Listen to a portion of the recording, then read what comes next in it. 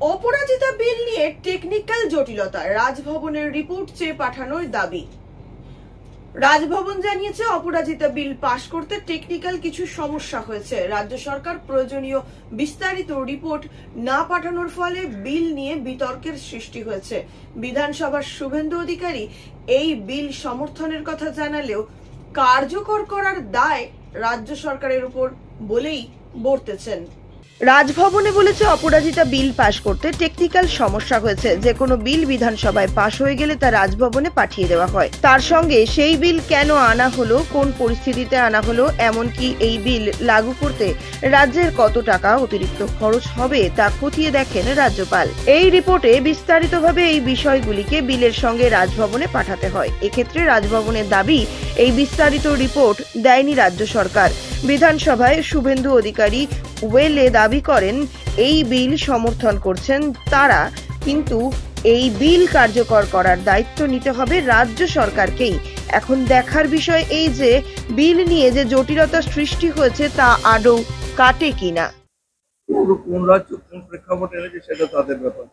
আমাদের রাজ্যে যে ঘটনা ঘটেছে তার পরিপ্রেক্ষিতে মাননীয় মুখ্যমন্ত্রী তিনি বলেছিলেন অবিলম্বে বিধানসভা বসিয়ে বিশেষ অধিবেশন বসিয়ে পাস করানো, বিল পাস করানোর দরকার ছিল। বিল পাস আমরা করেছি। আমার মনে হয় রাজ্যপাল নিশ্চয়ই তিনি তার নিজের ব্যক্তিগত স্তরে রাষ্ট্রপতির কাছে গিয়ে দেখা করে যদি বিল সম্বন্ধে তাকে কনভিন্স করতে হয় তিনি করবেন।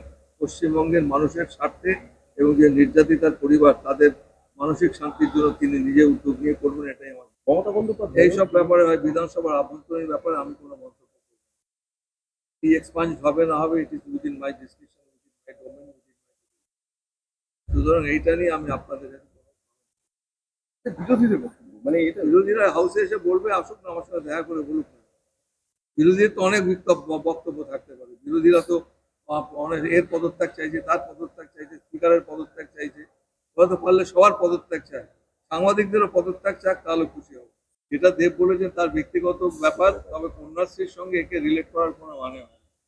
কন্যাশ্রীর একটা স্পেকট্রাম সম্পূর্ণ আলাদা। আমার তো মনে হয় সারা পৃথিবীতে একটা দৃষ্টান্ত স্থাপন করেছেন মমতা বন্দ্যোপাধ্যায় এই কন্যাশ্রী প্রকল্পে, এবং তাকে এত ন্যারো অ্যাঙ্গেল থেকে দেখার কোনো মানে নেই।